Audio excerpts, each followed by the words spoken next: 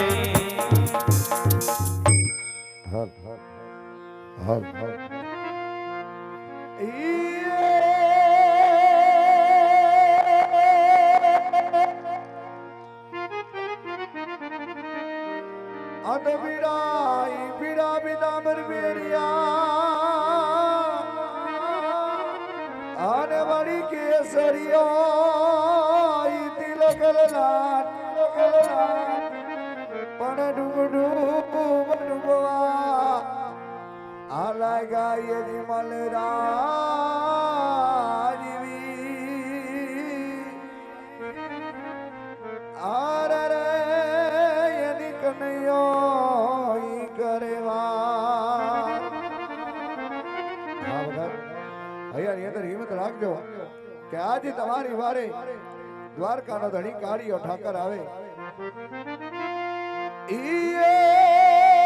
આવે હો નાદારીનો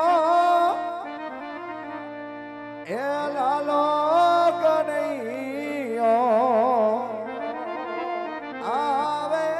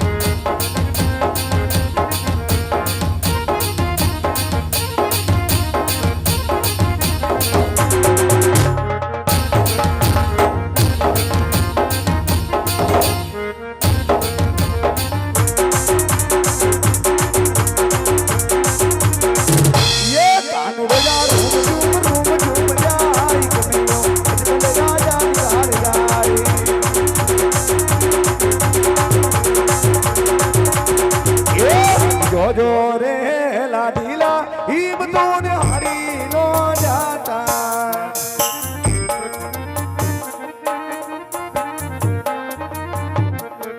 વારે આવ્યો રણ છોડ રાય જોજો રે ભગત ઈમ હારી નો જાતા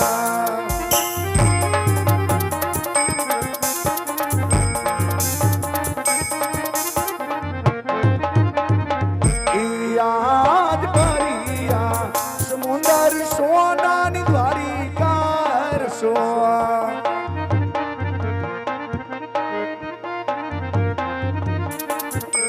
ભગતાન લાવો નામની ભૈરા રે સમુંદર સોનાની દ્વારિકા સોવા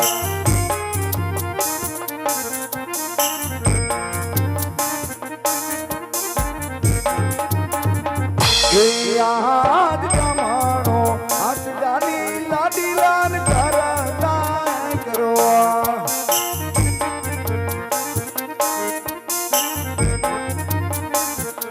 તારીન લાવું સમુદર પાર જમાણો હાથ જાની ભગવાન કરતા કરો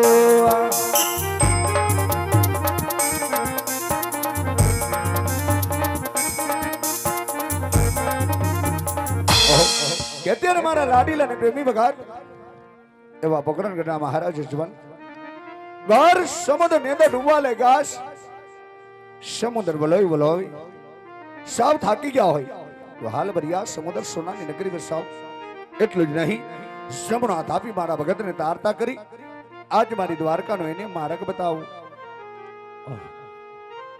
તો સમુદ્ર વિલોય થાકી ગયો છું પણ સામે મારા પ્રભુનો આ દ્વાર દેખાય છે તો ચાલ દ્વાર ખોલે એમના દર્શન તો કરું ઓહ તો કોડા માથાના માનવીને તો દુઃખ હોય પણ ત્રિલોકના નાથ આ વાતે શું દુઃખ પીડાય છે કે જેને લલાટે પાટા બાંધ્યા છે તો ચાલ જેમને પૂછો કે તમને કોને મેરાવા મારે હે આજ આવા લલાટે પાટા રે કનૈયા સેના રે બાંધા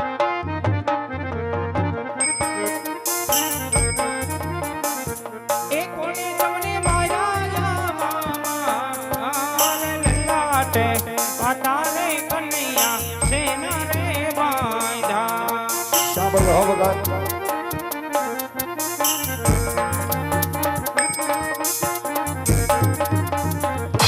યાજીએ મોલા દીલો ભગત મારી લાડા ગોરે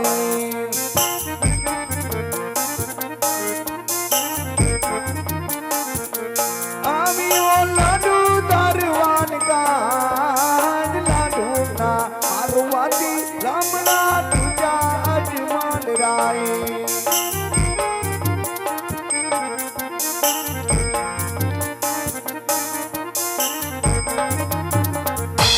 આજ આવા લાડુના મરવાથી નમણા પતિ ના ફૂટે હા ભગત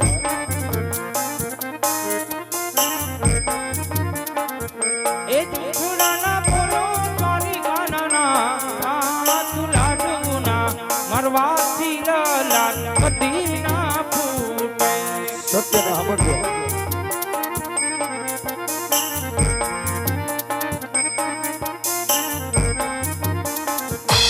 આજી એવા લાડુના મારવાથી સંતોષ નવારે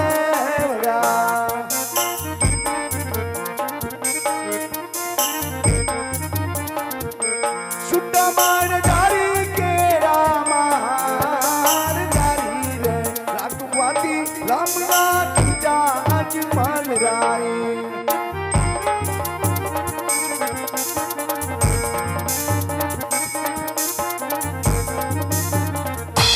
આજ આવો એ કરે ગુનો રે પ્રભુ મારો માફ કરો આજ એવો એક રે મોરે કન્યો બાપ કરે એ હવે પછી ના કરું ભૂલ એ કરે ગુનો રે પ્રભુ મારો માફ કરો હવે પાછ નહીં કરતા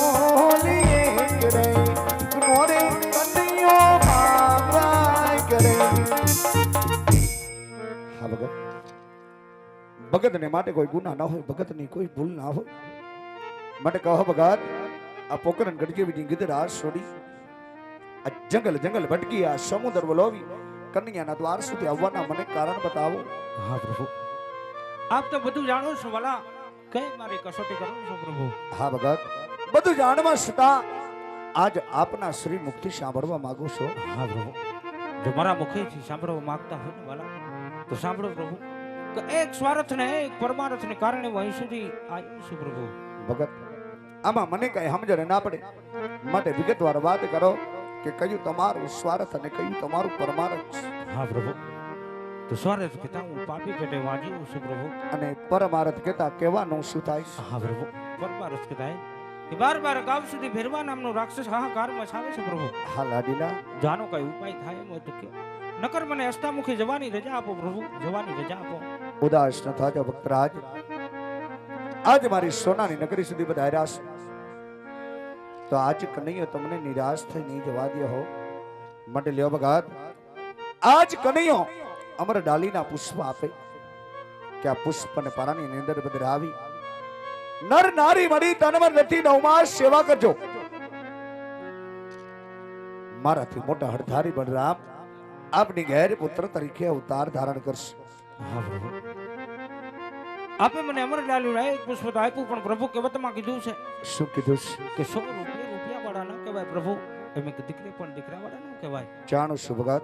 હા પ્રભુ, જો આપે મને અમર ડાલ્યું ને એક પુષ્પ આપ્યું હોય ને વાલા તો બીજું પુષ્પ એવું આપો પ્રભુ, કેવું ભગત? કે આપ જેવું હોય ને જગતમાં આપ ઉજવા લાયક હોય ને વાલા, તો હું માનું કે દ્વારકાધીશ પોતે મારા આંગણે પધાર્યો પ્રભુ. હે લાડીલા, તને લોક સબુદ ભવનની અંદર મારા જેવો કોઈ છે નહીં, કોઈ થયો નથી ને કોઈ થવાનો પણ નથી.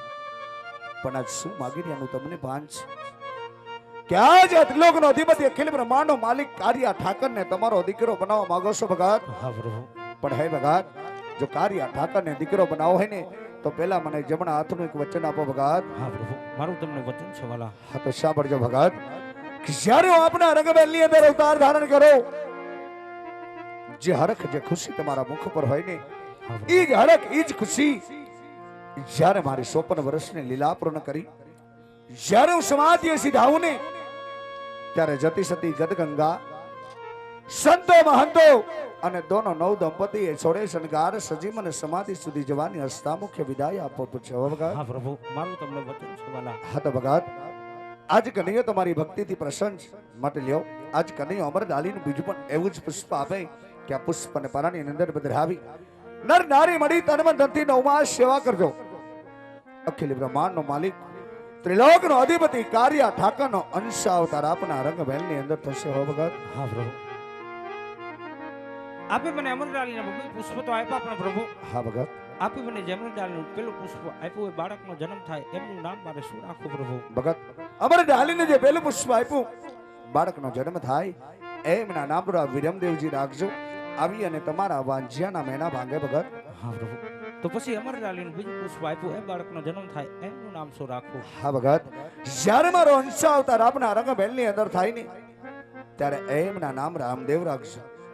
આવી ભૈરવ દત્તનો સહાર કરી આ ભૂમિનો ભારી અડવો કરશે. હા પ્રભુ, તો પછી આપ આવશો ને કે સાલ માસ તિથિ તો હશે ને વાલા? હા ભગત, કે સાલ 1461 ચૈત્ર સુદ પાંચમ ને ગુરુવારે હું તમારી ઘેર પુત્ર તરીકે અવતાર ધારણ કરીશ. હા પ્રભુ, તો તમે મારા રંગમહેલમાં પધારશો મને ખબર કેમ પડશે વાલા? હા ભગત, એની કઈ નિશાની તો હોય ને પ્રભુ? હા ભગત, આજ કનૈયા તમને નિશાની આપે, સાંભળજો હો ભગત. કહે લાડીલા, રંગમહેલની અંદર કુમકુમની બાંધે પગલી પડે, દોડતી ગાયો અને વાસરુ ધાવવા લાગે, ચારે દિશાએથી સુગંધી વાયુ ફેલાય, અને જ્યારે આવા સુલે ઉભરાતા દૂધ રહે ને ત્યારે માનજો કે અખિલ બ્રહ્માંડનો માલિક તમારો દીકરો બની તમારા રંગમહેલની અંદર અવતાર ધારણ કરી શકો છો. હા પ્રભુ, આપી મને બને પુષ્પના નામ આપ્યા, સાલમાં તિથિ આપી, નિશાની આપી. હા ભગત, પણ પ્રભુ જગત એમ વાતો કરાય છે શું કહેશ? કે ગોકુળ મથુરાની અંદર તમે 1600 ગોપી સાથે રાસલીલા રે માતા પ્રભુ, એ રાસલીલાના દર્શન કરાવો વાલા. ભગત, થોડી જ વાર માટે મારા સોનાના સિંહાસને વિરાજમાન થાવ. હમણાં જ મારા ઘોડાને બોલાવી અને મારી રાસલીલાના દર્શન કરાવું છું. ભલે પ્રભુ.